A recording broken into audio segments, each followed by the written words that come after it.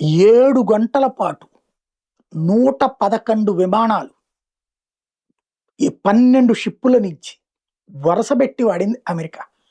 యుద్ధ విమానాలు షిప్పుల మీద నుంచి లేస్తాయి.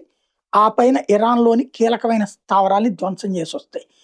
అయ్యాగేలోపు ఇంకొకటి ఇరాన్ ఎయిర్ డిఫెన్స్ సిస్టమ్ కంప్లీట్గా చేతులెత్తేసిన వేళ అత్తారింటికి వెళ్ళి వచ్చిన అల్లుళ్ళలాగా అమెరికా యుద్ధ విమానాలు దర్జాగా వెళ్ళి వచ్చిన ప్రతి విమానము కూడా కనీసం 30 కిలోల నుండి 50 కిలోల పేలుడు పదార్థాలను ఇరాన్ మీద వదిలి పౌర ప్రదేశాలలో ప్రాణ నష్టం జరగకుండా సైరన్ల ద్వారా ఏదైతే అండర్ గ్రౌండ్లోకి పంపించేయడం వల్ల బంకర్లోకి వెళ్ళిపోవడం వల్ల బ్రతికిపోయారు జనం. కానీ ప్రాణాంతకమైనటువంటి పరిస్థితులను తెచ్చి ఇచ్చినటువంటి సందర్భం, అటాక్ అన్నటువంటిది సీరియస్గా చేసినటువంటి సందర్భం.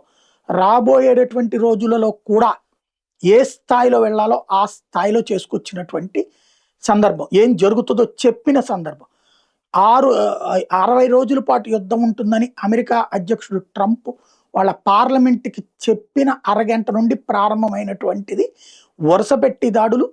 ఇరాన్లోని అనేక ప్రాంతాలు, ఇంకా ఆయిల్ క్షేత్రాలు కర్గదీవుల మీద పడలేదు, మిగతా ఆయిల్ క్షేత్రాల మీద పడలేదు. ప్రస్తుతానికైతే ఆయిల్ క్షేత్రాల మీద కాకుండా ఆయుధ క్షేత్రాల మీద దాడి చేస్తారు.